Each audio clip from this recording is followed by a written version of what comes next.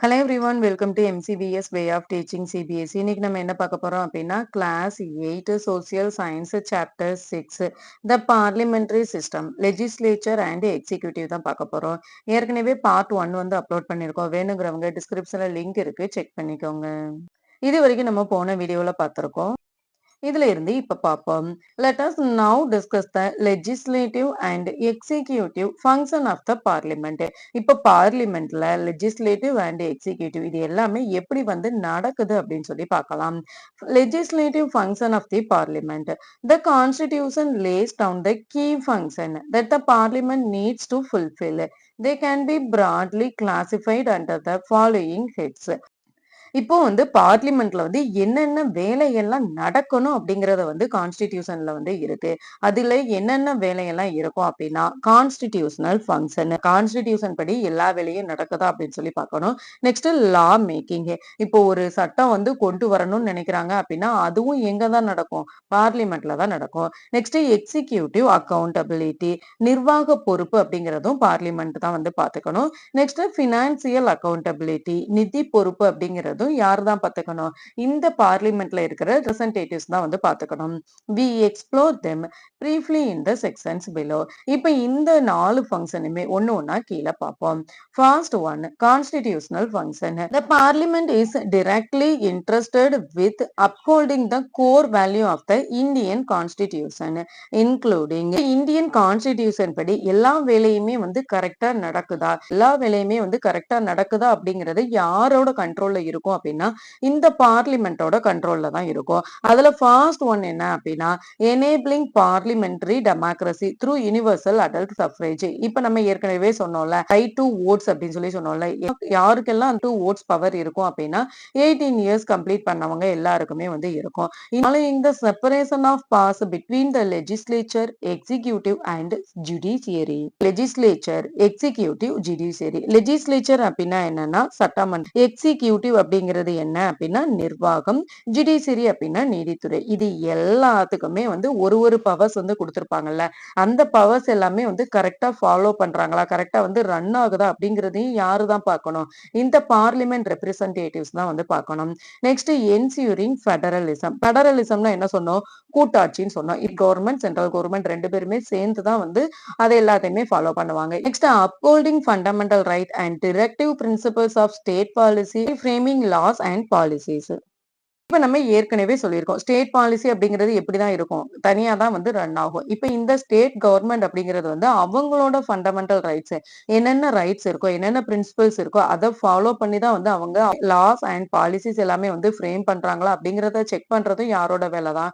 இந்த பார்லிமெண்டரி ரெப்ரசன்டேட்டிவ்ஸோட வேலை தான். செகண்ட் ஒன், லா மேக்கிங். யார் வந்து லா மேக் பண்ணுவாங்க? Among the primary responsibilities of the legislature is to make laws. The constitution has laid out an elaborate and rigorous process for lawmaking. A law is generally brought into force through an instrument called an act. A bill, which is a draft of a proposed law, is introduced in parliament and goes through a long and effortful journey before it becomes an act, given below. The journey of how a bill becomes an act and ultimately a law. In the case of Right of Children to Free and Compulsory Education Act 2009 RTE. Bill அப்படின்னா என்ன அப்படின்னா, a bill is a draft of a proposed law that needs to be approved by the parliament before it can be enacted into law. இப்ப bill அப்படிங்கிறது என்ன அப்படின்னா, இப்போ ஒரு சட்டம் வந்து அவங்க கொண்டு வரணும், ஒரு லா வந்து கொண்டு வரணும்னு நினைக்கிறாங்க அப்படின்னா ஃபர்ஸ்ட் அந்த லாவை ஒரு பில்லா தான் வந்து அவங்க சப்மிட் பண்ணுவாங்க. அதை சப்மிட் பண்ணி பார்லிமெண்டால அதை அப்ரூவ் பண்ணாதான் அந்த பில் அப்படிங்கிறது வந்து ஆக்டா மாறும். இப்போ வந்து ஒரு பிரைமரி ரெஸ்பான்சிபிலிட்டின்னு நம்ம யாரை சொல்லுவோம் அப்படின்னா லெஜிஸ்லேச்சர் தான் சொல்லுவோம். கான்ஸ்டிடியூஷன்னே எடுத்துட்டோம் அப்படின்னாலுமே இந்த லா மேக்கிங் அப்படிங்கிறது ஒரு பெரிய ப்ராசஸ்னே வந்து சொல்லுவாங்க. ஃபர்ஸ்ட் வந்து இந்த லா அப்படிங்கிறத நம்ம ஏற்கனவே சொன்ன மாதிரி ஒரு பில்லா தான் வந்து கொண்டு வருவாங்க. அந்த பில்லை வந்து பார்லிமெண்ட் ஆர் லெஜிஸ்லேச்சர் அசம்பிளி வந்து அப்ரூவ் பண்ணதுக்கு அப்புறம் தான் அந்த பில் அப்படிங்கிறது ஆக்டா வந்து மாறும். இப்ப ஒரு பில் வந்து ஆக்ட்டா மாறணும் அப்டின்னா, அது வந்து ஈஸியா மாறுமான்னு கேட்டா கிடையாது. அதுக்கு வந்து நெறைய ஜர்னியே இருக்கும்.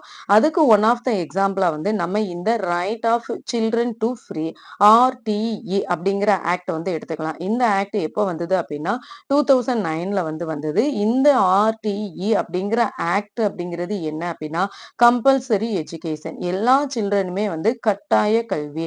எல்லா குழந்தைகளுமே வந்து கண்டிப்பா கல்வி அப்படிங்கிறது வந்து கிடைக்கணும் அப்படிங்கிறது தான் வந்து இந்த 2009ல வந்து ஆர்டிஇ அப்படிங்கிற ஆக்ட். இப்ப இந்த ஆக்ட் வந்து உடனே ஆக்ட்டா மாறுச்சான்னு கேட்டா கிடையாது. அப்ப இந்த ஆக்ட்டோட ஜர்னி அப்படிங்கிறது எப்படி இருந்துச்சு அப்படின்னா, most people call me RTE. I came into existence in August 2009, though the idea began almost the century before. இப்போ வந்து RTE அப்படிங்கிறதே வந்து பேசுற மாதிரி வச்சுக்கிட்டோம் அப்படின்னா, RTE அப்படிங்கிறது எப்ப வந்துச்சு? 2009 ஆகஸ்ட்ல தான் வந்து வந்துச்சு. இது பிகின் ஆகுறதுக்கு, இது வந்து ஸ்டார்ட் ஆகுறதுக்கு எவ்வளோ இயர்ஸ் ஆச்சு அப்படின்னா, செஞ்சுரி இயர்ஸ் வந்து ஆச்சு. My roots lie in the directive principles of the state policy of the Indian Constitution. Though the Constitution makers wanted me implemented within a decade after independence, this didn't happen, leaving countless children without access to education. இப்ப இந்த right to education அப்படிங்கிற act வந்து constitution வந்து எப்ப make பண்ணோம்? India independence ஆன உடனே make பண்ணோம். அப்படி ஆனதுக்கு அப்புறம் வித்தின் அ டிகேட்ஸ் 10 to 20 இயர்ஸுக்குள்ளேயே வந்து இந்த ரைட் எஜுகேஷன் அப்படிங்கிற ஆக்ட வந்து கொண்டு வரணும் அப்படின்னு நினைச்சாங்க. ஆனா அத வித்தின் அ டிகேட்குள்ள கொண்டு வர முடிஞ்சுதான்னு கேட்டா கிடையாது. அதுக்கு சில செஞ்சுரிஸே வந்து எடுத்தது.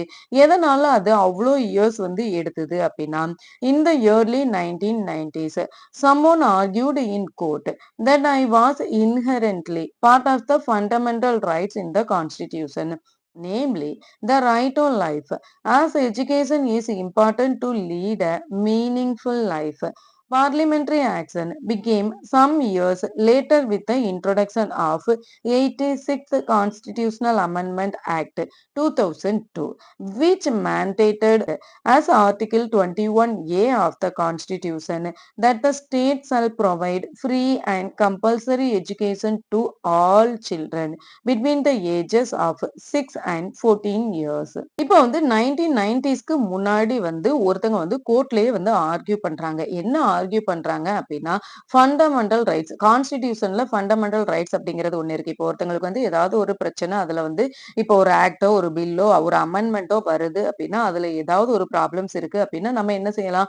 கோர்ட்ல போய் ஆர்கியூ பண்ணலாம். அதுக்கப்புறம் அத ஆர்கியூ பண்ணி பார்லிமெண்டரி ஆக்ஷன்ல வந்து 86th கான்ஸ்டிடியூஷனல் அமெண்ட்மெண்ட் ஆக்ட் 2002ல வந்து இது வந்து கட்டாயப்படுத்துறாங்க. ஆர்டிகிள் 21A அப்படிங்கிற கான்ஸ்டிடியூஷன்ல வந்து ஒரு சில்ட்ரன் வந்து இருக்காங்க. அவங்க வந்து 6 to 14 இயர்ஸ்ல வந்து இருக்காங்க அப்படின்னா, அந்த சில்ட்ரன்ஸ் எல்லாருக்குமே வந்து ஃப்ரீயா கம்பல்சரி எஜுகேஷன் வந்து குடுக்கணும்.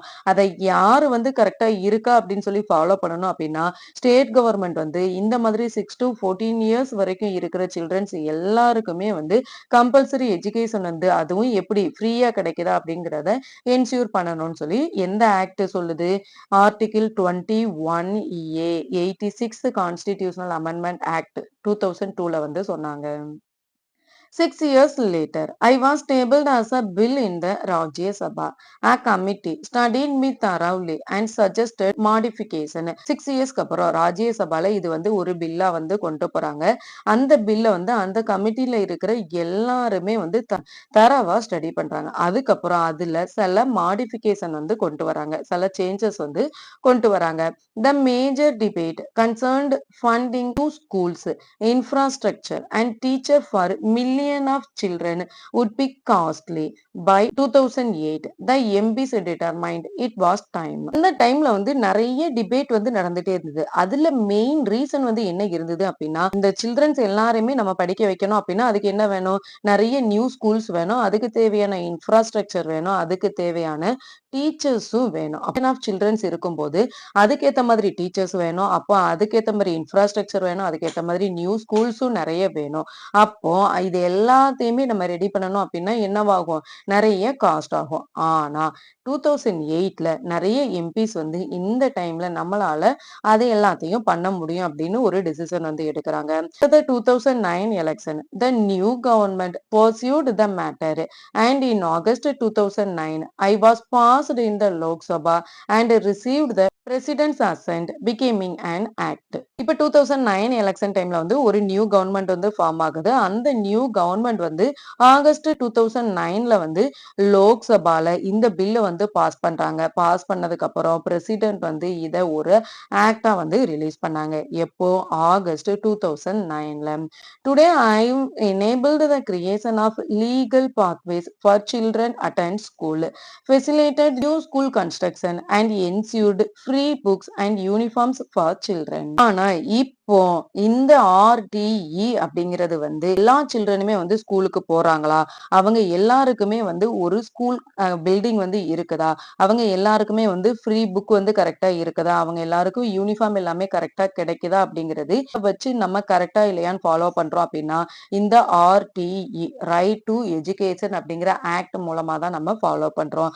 அப்போ ஆர்டிஇ ரைட் டு எஜுகேஷன் அப்படிங்கிறது எப்போ வந்து ஆக்ட் ஆஃப் அமெண்ட்மென்ட்க்கு வந்தது அப்படின்னா, ஆகஸ்ட் 2009ல. ஆனா, இந்தியா இண்டிபெண்டன்ஸ் ஆனதுக்கு அப்புறம் எப்பவே இந்த ஆர்டிஇ அப்படிங்கிறத கொண்டு வரணும்னு நெனச்சாங்க. இந்தியா இண்டிபெண்டன்ஸ் ஆன சில டிகேட்ஸ்லயே கொண்டு வரணும்னு நெனச்சாங்க. ஆனா எப்பதான் கொண்டு வர முடிஞ்சது? 2009ல தான் கொண்டு வர முடிஞ்சது. From bill to act, the process of law making in the parliament. இப்போ பார்லிமெண்ட்ல ஒரு பில் அப்படிங்கிறது ஆக்டா மாறணும் அப்படின்னா அதுல என்னென்ன ப்ராசஸ் எல்லாம் அது தாண்டி வருது அப்படின்னு சொல்லி பார்ப்போம். First introduction in either house of the parliament. First வந்து நம்ம பார்லிமெண்டோட ஹவுஸ்ல வந்து அந்த பில் அப்படிங்கிறது என்னது அப்படிங்கிறத வந்து இன்ட்ரோடக்ஷன் வந்து கொடுக்கணும்.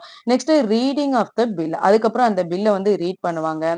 Next referred to standing committee, அதுக்கப்புறம் இதுக்குன்னு ஒரு கமிட்டி வந்து ஃபார்ம் பண்ணி அந்த கமிட்டி வந்து இது எல்லாத்தையுமே வந்து எப்படி எல்லாம் இருக்கும், எப்படி எல்லாம் கொண்டு வரலாம், இந்த சேஞ்சஸ் கொண்டு வந்தா என்னென்ன ப்ராப்ளம்ஸ் இருக்கும் அப்படிங்கறது எல்லாத்தையுமே அவங்க வந்து ரெடி பண்ணுவாங்க. Next taken up for consideration and passing, அவங்க அந்த டீடைல் எல்லாமே கலெக்ட் பண்ணுவாங்க இல்லையா? இப்போ எல்லா டீடைலையும் வந்து கலெக்ட் பண்ணதுக்கு அப்புறம் இந்த பில்ல வந்து ஆக்டா ஃபார்ம் பண்றதுக்கு இதை நம்ம பாஸ் பண்ணலாமா அப்படிங்கிறதுக்கான ஸ்டெப் வந்து எடுப்பாங்க. Next clause by clause discussion and amendments voted, அதுக்கப்புறம் ஒரு ரெப்ரசன்டேட்டிவ் கிட்டயுமே வந்து இதுக்கான ஆர்குமெண்ட் டிஸ்கஷன் வந்து நடக்கும். Next vote on the bill, அதுக்கப்புறம் இந்த பில்லுக்கான ஓட்டிங் ப்ராசஸ் வந்து நடக்கும். Next process repeated in the other house, இப்போ வந்து லோயர் ஹவுஸ்ல இந்த ப்ராசஸ் முடிஞ்சதுக்கு அப்புறம் இதே ப்ராசஸ் வந்து அப்பர் ஹவுஸ்லயும் நடக்கும். நெக்ஸ்ட் பிரசிடென்சியல் அசென்ட், அதுக்கப்புறம் பிரசிடென்ட் வந்து இந்த பில்லுக்கு வந்து அப்ரூவ் பண்ணணும். அதுக்கப்புறம் தான் கசாட் நோட்டிபிகேஷன் தான் கவர்மெண்ட் வந்து அபிஷியலா இந்த பில்ல வந்து ஆக்டா வந்து அமெண்ட்மெண்ட்க்கு கொண்டு வருவாங்க. ஸ்டாண்டிங் கமிட்டி அப்படின்னா என்னன்னா, it is a permanent committee consisting of MPs. The MPs may change, but the committee as a structure remains. That scrutinizes government activities, makes recommendation and ask question on action taken by the government. இப்ப வந்து இதுல வந்து ஒரு standing committee வந்து இருக்கும். Standing committee அப்படிங்கிறது வந்து யாரை வச்சு இருக்கும் அப்படின்னா எம்பிஸ் வச்சுதான் இருக்கும். ஒரு கவர்மெண்ட் எப்ப ஃபார்ம் ஆகும், எந்த பார்ட்டிஸ் வந்து லீடிங்ல இருக்காங்களோ, நிறைய சீட் வந்து ஆக்குபை பண்றாங்களோ அந்த பார்ட்டிஸ் தான் வந்து கவர்மெண்ட்டை ஃபார்ம் பண்ணுவாங்க. இந்த ஸ்டாண்டிங் கமிட்டி அப்படிங்கிறது பெர்மனண்டா தான் இருக்கும். ஆனா இந்த ஸ்டாண்டிங் கமிட்டிஸ்ல இருக்கிற இந்த எம்பிஸ் எல்லாமே வந்து எந்த பார்ட்டிஸ் வந்து கவர்மெண்ட்டை ஃபார்ம் பண்ணுதோ அந்த பார்ட்டி இருக்கிற எம்பிஸ் வந்து சேஞ்ச் ஆயிட்டே இருப்பாங்க. ஃபர்ஸ்ட் நம்ம என்ன சொன்னோம்? ரீடிங், கிளாஸ் அண்ட் கசாட். ரீடிங் அப்படிங்கும்போது என்னெல்லாம் நடக்கும் அப்படின்னா, the origins are in the British parliament, many MPs were illiterate. So a clerk would read out the content of the bill for the MPs to discuss. Today MPs read a bill before the discussion take place. இந்த reading அப்படிங்கிறது எந்த பார்லிமெண்ட்ல இருந்து வந்தது? British பார்லிமெண்ட்ல இருந்து வந்தது. நம்ம வந்து பார்லிமெண்ட்டை ஃபர்ஸ்ட் ஃபார்ம் பண்ணும்போது நிறைய எம்பிஸ்க்கு ரீடிங் அப்படிங்கிறது வந்து தெரியாது. நிறைய எம்பிஸ் வந்து எப்படி இருந்தாங்க? இல்லிட்ரேட், படிக்காதவங்கள வந்து இருந்தாங்க. அந்த டைம்ல எப்படி இருக்கும் அப்படின்னா கிளர்க் வந்து இதை வந்து ரீட் பண்ணுவாங்க. அதுக்கப்புறம் அந்த கண்டென்ட்டை புரிஞ்சுக்கிட்டு அதுக்கப்புறம் அதுக்கப்புறம் எம்பிஸ் வந்து டிஸ்கஸ் பண்ணுவாங்க. ஆனா, இன்னைக்கு இருக்கிற எம்பிஸ் எல்லாருக்குமே வந்து ரீடிங் அப்படிங்கிறது தெரியும். ஸோ இந்த பில்ல வந்து ஃபர்ஸ்ட் அவங்க என்ன செய்வாங்க? ரீட் பண்ணுவாங்க. அதுக்கப்புறம் டிஸ்கஸ் பண்ணுவாங்க. Next clause. These are parts of a bill that explain the specific details of the bill. Example, RTE defines the age group which it applies 6 to 14 years. இப்ப கிளாஸ் அப்படின்னா என்னன்னா, இப்போ ஒரு பில் வந்து இருக்கு அப்படின்னா, அந்த பில்ல வந்து என்னென்ன ஸ்பெசிபிக் டீடைல்ஸ் இருக்கு அப்படிங்கிறத எக்ஸ்பிளைன் பண்றது தான் நம்ம கிளாஸ்ன்னு சொல்லுவோம். ஃபார் எக்ஸாம்பிள் இப்ப நம்ம ஆர்டிஇன்னு எடுத்துட்டோம் அப்படின்னா, அந்த ஆர்டிஇல ஏஜ் குரூப் வந்து எதுல இருந்து எது வரைக்கும் இருக்கும்? 6ல இருந்து 14 வரைக்கும் இருக்கும் அப்படிங்கிறது கிளாஸ்ன்னு சொல்லுவோம். நெக்ஸ்ட் கசாட். கசாட்னா என்ன அப்படின்னா, this is an official government publication that announces legal documents and official information. Gazette அப்படின்னா என்னன்னா ஒரு கவர்மெண்ட் அஃபிஷியல் பப்ளிகேஷன். இதுல தான் வந்து legal documents, official information, bill pass பண்றதா இருந்தாலும் சரி, அந்த பில் வந்து ஆக்டா சேஞ்ச் ஆகுறதுனாலும் சரி, இந்த டீடைல்ஸ் எல்லாமே நம்ம எதுல இருந்து தெரிஞ்சுப்போம் அப்படின்னா, இந்த கசாட்ல இருந்து தான் தெரிஞ்சுப்போம். Some type of bills have to be tabled only in the Lok Sabha. One example is money bill that is concerned with financial matters, including taxation, government borrowing, etc. It is essentially a draft law that can be introduced only in the Lok Sabha. However, the introduction of the bill requires the prior recommendation of the president. இப்ப நம்ம ஏற்கனவே சொன்னோம்ல, bill அப்படிங்கிறது எப்படி இருக்கும்? First லோக்சபால வந்து எல்லாருமே வந்து ஓட் பண்ணுவாங்க. அதுக்கப்புறம் ராஜ்யசபாவுக்கும் வந்து அத கொண்டு போவாங்கன்னு பார்த்தோம். ஆனா, எல்லா பில்ஸுமே வந்து இந்த மாதிரி 2 ஹவுஸ்லயுமே வந்து அக்செப்ட் பண்ணணுமான்னு கேட்டா கிடையாது. சில பில்ஸ் வந்து லோக்சபால மட்டுமே அவங்க டேபிள் பண்ணா போதும். அதுக்கு எக்ஸாம்பிளா நம்ம என்ன சொல்லலாம் அப்படின்னா, இந்த மணி பில் வந்து சொல்லலாம். மணி பில் ஃபார் எக்ஸாம்பிள் இப்போ ஃபினான்சியல் மேட்டர்ஸ் என்னவா இருந்தாலும் சரி, அது டாக்ஸேஷனா இருந்தாலும் சரி, அல்லது கவர்மெண்ட் வந்து கடன் வாங்குறதா இருந்தாலும் சரி, இது எல்லாமே நம்ம எந்த ஹவுஸ்ல மட்டும் டிஸ்கஸ் பண்ணா போதும்? லோக்சபா, லோயர் ஹவுஸ்ல மட்டும் டிஸ்கஸ் பண்ணா போதும். ஆனாலும் இந்த பில்ஸ் எல்லாத்தையுமே வந்து பிரசிடென்ட் வந்து அப்ரூவ் பண்ணதுக்கு அப்புறம் தான் இது எல்லாத்தையுமே நம்ம பண்ண முடியும். Third one, executive accountability. The Prime Minister and the Council of Minister are part of the Union Executive. They are இப்ப நம்ம ஏற்கனவே பார்த்தோம் எக்ஸிகியூட்டிவ் அக்கௌண்டபிலிட்டி அப்படின்னா யாருன்னா prime minister and council of ministers வந்து இருப்பாங்கன்னு பார்த்தோம். ஆனா இவங்களோட வேலை என்ன? ஃபர்ஸ்ட் வந்து primarily responsible for implementing and enforcing laws and overseeing the effective running of the government. இப்போ ஒரு லாவை வந்து கொண்டு வர்றது அல்லது அதை இம்ப்ளிமெண்ட் பண்றது எல்லாமே இந்த எக்ஸிகியூட்டிவ் அக்கௌண்டபிலிட்டியா தான் இருப்பாங்க. அது மட்டும் இல்லாம அவங்க கொண்டு வந்த லா எல்லாமே கவர்மெண்ட்ல எந்த அளவு எஃபெக்டிவா ரன் ஆகுது அப்படிங்கிறத வாட்ச் பண்றது யாருதான்? இந்த எக்ஸிகியூட்டிவ் அக்கௌண்டபிலிட்டி தான். Next take decision regarding to day-to-day functioning of the government based on the principles laid out in the constitution and its law. இப்ப கான்ஸ்டிடியூஷன்ல வந்து நிறைய லாஸ் வந்து இருக்குல்ல. இந்த லாஸ் படி கவர்மெண்ட் வந்து டே டு டே எப்படி எல்லாம் ரன் ஆகுது, எல்லா பிரின்சிபல்ஸையும் அவங்க வந்து ஃபாலோ பண்றாங்களா அப்படிங்கறத நோட் பண்றது யாரோட வேலை தான்? இந்த எக்ஸிகியூட்டிவ் அக்கௌண்டபிலிட்டியோட வேலை தான். Next answerable to the Lok Sabha through mechanism like a question R which require minister to justify their action and decision. The question R in Lok Sabha is a selected period, typically the first hour of the parliamentary session, where MPs can ask the minister questions about government policies and activities. It is a process of the parliament that holds the executive accountable. It must justify all action and decision. Special committees also hold meetings where ministers have to explain and answer questions about their policies. These committees may include MPs from different political parties. இந்த executive அக்கௌண்டபிலிட்டியில இருக்கிற இந்த council of minister அப்படிங்கிறவங்க வந்து லோக்சபால question or அப்படின்னு சொல்லி ஒரு time வந்து இருக்கும். அந்த கொஸ்டின் ஆர்ல மத்த ரெப்ரசன்டேட்டிவ்ல என்ன வந்து ஆக்ஷன் டிசிஷன்ஸ் வந்து இந்த மினிஸ்டர் மேல கொடுக்குறாங்களோ என்னென்ன வேலையெல்லாம் செஞ்சிருக்கீங்க? என்னென்ன டெசிஷன் வந்து எடுத்திருக்கீங்க? அப்படின்னு இந்த மினிஸ்டர்ஸ் கிட்ட வந்து கொஸ்டின் வச்சாங்க அப்படின்னா, அந்த கொஸ்டின்ஸ்க்கு இவங்க ஜஸ்டிஃபை பண்ணணும். அதுக்கான ஆன்சர் வந்து குடுக்கணும். இந்த கொஸ்டின் ஆர் அப்படிங்கிறது லோக்சபால எப்படி இருக்கும் அப்படின்னா, ஒரு செலக்டட் பீரியடா இருக்கும். அதுலயும் ஸ்பெசிஃபிக்கா சொல்லணும் அப்படின்னா, பார்லிமென்டரி செஷனோட ஃபர்ஸ்ட் ஹார்ல இந்த கொஸ்டின் செஷன் அப்படிங்கிறது வந்து இருக்கும். இந்த லோக்சபால இருக்கிற எல்லா ரெப்ரசன்டேட்டிவும், எல்லா எம்பிஸுமே வந்து கவர்மெண்டோட பாலிசிஸ் அண்ட் ஆக்டிவிட்டீஸ வந்து இந்த எக்ஸிகியூட்டிவ் அக்கவுண்டபிலிட்டி கிட்ட வந்து இந்த கொஸ்டின்ல அவங்க கொஸ்டின் பண்ணலாம். அதுக்கு அந்த எக்ஸிகியூட்டிவ் அக்கவுண்டபிலிட்டி கண்டிப்பா ஆன்சர் பண்ணி தான் ஆகணும். இப்ப சில டைம்ல சில ஸ்பெஷல் கமிட்டீஸும் வந்து அவங்க அரேஞ்ச் பண்ணலாம். இந்த ஸ்பெஷல் கமிட்டீஸ் அப்படிங்கிறதுல ஒரே ஒரு பொலிட்டிக்கல் பார்ட்டிஸ் தான் இருப்பாங்களான்னு கேட்டா கிடையாது. நெறைய டிஃபரெண்ட் பொலிட்டிக்கல் பார்ட்டிஸ் வந்து இருப்பாங்க. அதுலயும் யாரு தான் இருப்பாங்க? எம்பிஸ் தான் வந்து இருப்பாங்க. இந்த கமிட்டீஸும் வந்து ஏதாவது ஒரு பில்லோ அல்லது ஏதாவது ஒரு ஆக்ஷன் டிசிஷன் வந்து இருந்தது அப்படின்னா, டிஃபரெண்ட் பொலிட்டிக்கல் பார்ட்டிஸுமே கூட இந்த கவுன்சில்ல இருந்தாங்க அப்படின்னா, அவங்களும் மத்த ரெப்ரசன்டேட்டிவ் கேட்கிற கொஸ்டின்க்கு ஆன்சர் பண்ணி தான் ஆகணும். The parliament isn't always formal and serious. Sometimes the atmosphere is set to poetry and humor. இப்போ பார்லிமெண்ட் அப்படிங்கிறது எப்போதுமே ஃபார்மலா ரொம்ப சீரியஸா இருக்குமான்னு கேட்டா கிடையாது. சில டைம் இது ஹியூமராவும் காமெடியாவும் இருக்கும். அது சில எக்ஸாம்பிள்ஸ் வந்து கொடுத்திருக்காங்க, நம்ம பார்க்கலாம். Example 1 verse in the parliament. Verse அப்படின்னா என்னன்னா வசனம்னு சொல்லுவாங்க. டயலாக் அதை தான் வந்து வேர்ஸ்ன்னு சொல்லுவோம். While presenting the union budget for the year 2025 to 2026 on the 1st of February 2025, Srimati Nirmala Sitharaman recited the following verse from Tirukkural, an ancient Indian treatise in Tamil on ethics and morality. இப்போ வந்து 2025 to 2026 1st February 2025ல வந்து நிர்மலா சீதாராமன் வந்து union பட்ஜெட்டை வந்து present பண்றாங்க. அப்படி present பண்ணும்போது அவங்க திருக்குறள்ல இருக்கிற ஒரு டயலாக், ஒரு சாங்க வந்து சொல்றாங்க. வானோக்கி வாழும் உலகெல்லாம் மன்னவன் கோல் நோக்கி வாழும் குடி. இப்ப இதுக்கான மீனிங் என்ன அப்படின்னா, just as living beings alive expecting rains, citizens live expecting good governance. இப்ப லிவிங் பீயிங் எல்லாமே வந்து எதை எக்ஸ்பெக்ட் பண்ணி வாழும்? மழைய வந்து எக்ஸ்பெக்ட் பண்ணி வாழும்.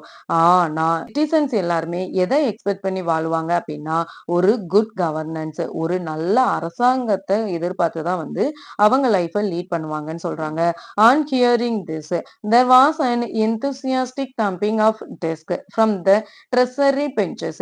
இப்ப பார்லிமெண்ட்னா கிளாப் பண்றது எப்படி கிளாப் பண்ணுவாங்க அப்படின்னா, அந்த பார்லிமெண்ட் அந்த ரெப்ரசன்டேட்டிவ்க்கு முன்னாடி டேபிள் இருக்கும்ல, அந்த டெஸ்க வந்து தட்டி தான் வந்து கிளாப் பண்ணுவாங்க. இந்த போயட்ட வந்து இந்த சாங்க வந்து ஸ்ரீமதி நிர்மலா சீதாராமன் சொன்ன உடனேயே வந்து அங்க இருக்கிற டெஸ்க் எல்லாத்துலயுமே வந்து அவங்க தட்டி அவங்களோட எந்தூசியாஸ்டிக் அவங்களோட ஹாப்பினஸ் வந்து அவங்க வெளிப்படுத்தினாங்க. இதுக்கு இன்னொரு எக்ஸாம்பிள் நம்ம என்ன சொல்லலாம் அப்படின்னா, ஹியூமர் இன் த பார்லிமெண்ட்.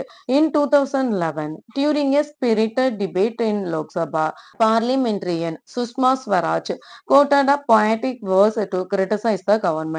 இப்ப இதே மாதிரி இதுக்கு இன்னொரு எக்ஸாம்பிள் வந்து என்ன சொல்றோம் அப்படின்னா, 2011ல வந்து லோக்சபால நடந்த ஒரு டிபேட்டை வந்து சொல்றாங்க. இதுல வந்து ஒன் ஆஃப் த ரெப்ரசன்டேட்டிவான சுஷ்மா ஸ்வராஜ் வந்து ஒரு போம் ஒரு சாங்க வந்து சொல்றாங்க. அது என்ன அப்படின்னா, தூ இதார் உதார் கி நா பாத் கர், ये बेटा की कफिला कुन लुता, ह्यूमिन राजनों से गिला नहीं, तेरी राबरी का सवाल है.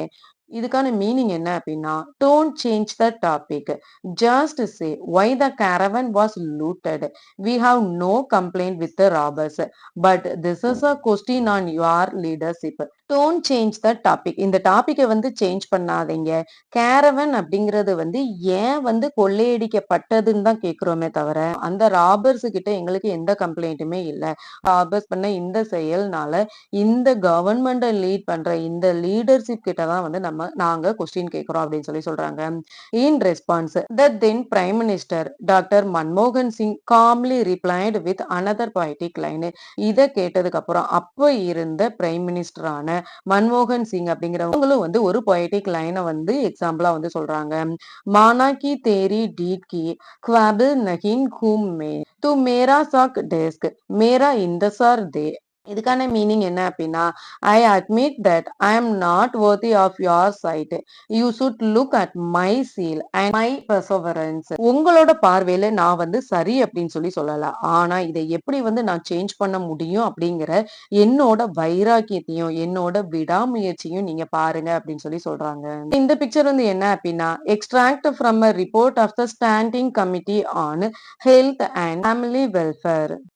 இப்ப இந்த பிக்சர் வந்து எங்க இருந்து எடுத்திருக்காங்க அப்படின்னா, ஃபேமிலி குடும்ப நலத்துறை மற்றும் சுகாதாரத்துறை ஹெல்த் அண்ட் ஃபேமிலி வெல்ஃபேர்ல இருந்து ஒரு அறிக்கை வந்து விட்டிருப்பாங்கல்ல, ஒரு நோட்டீஸ் வந்து விட்டிருப்பாங்கல்ல, அந்த நோட்டீஸோட அபிஷியல் பேஜ் தான் இது.